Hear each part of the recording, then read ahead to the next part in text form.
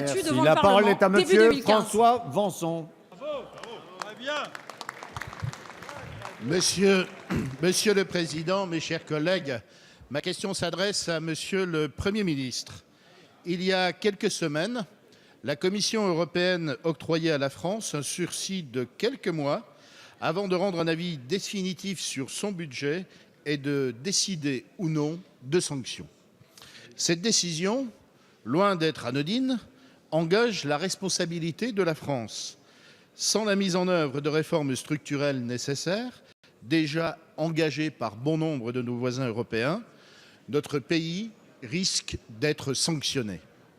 Outre les sanctions économiques, qui risquent d'être très impactantes compte tenu de notre mauvaise santé financière, c'est la crédibilité même de la France qui est en jeu.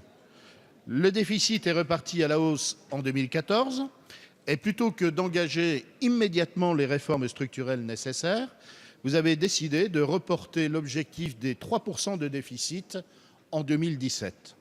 Par ailleurs, vous présentez le projet de loi Macron comme la loi de réforme et de croissance afin de répondre aux demandes et aux exigences de la Commission européenne. Cependant, on ne peut que regretter de ne pas y voir figurer des réformes pourtant plusieurs fois esquissées par votre ministre de l'économie sur la durée du travail, sur l'assurance chômage ou encore sur le contrat de travail.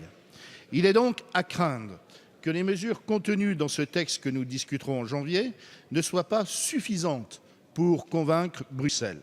Aussi, Monsieur le Premier ministre, et sans aucun esprit polémique, ma question est très simple. Que se passera-t-il au mois de mars, une fois que le délai accordé par la Commission à la France sera dépassé? Merci. La parole est à monsieur Michel Sapin, ministre des Finances et des Comptes publics. Merci, Monsieur le Président, Mesdames, Messieurs les députés. Monsieur le député François Vanson, la Commission, contrairement à ce que vous dites, s'est donné quelques mois pour pouvoir apprécier, et elle a raison de vouloir le faire, la situation exacte, non pas de la France, mais de plusieurs pays européens qui aujourd'hui méritent évidemment son attention. Je n'ai aucune inquiétude, je n'ai aucun doute. La France respectera les règles qu'elle s'est imposées, que nous nous sommes imposées, et la Commission n'aura pas évidemment, et je trouve tout à fait dommageable que dans cet hémicycle vous présentiez l'Europe ainsi, n'aura pas à sanctionner tel ou tel pays. Monsieur le député, j'aimerais vous inciter à regarder le plus important.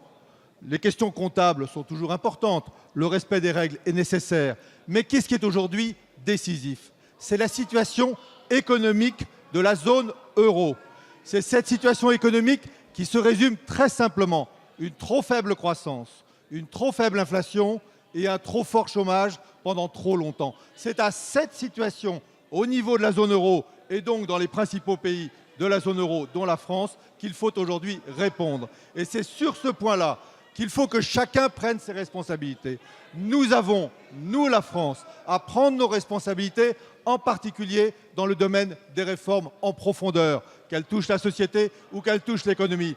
Nous mettons en œuvre, Emmanuel Macron va porter devant vous un débat de réforme, non pas parce qu'on nous y obligerait, mais parce que c'est bon pour la France, c'est bon pour notre économie, c'est bon pour notre entreprise et c'est bon pour notre société. Et la deuxième chose, c'est que nous devons faire en sorte que le rythme de réduction des déficits, que les contractions budgétaires ne soient pas contraires aux besoins de stimulation budgétaire de notre économie. Nous voulons de la croissance, nous voulons de l'emploi, c'est ça le plus important pour l'Europe.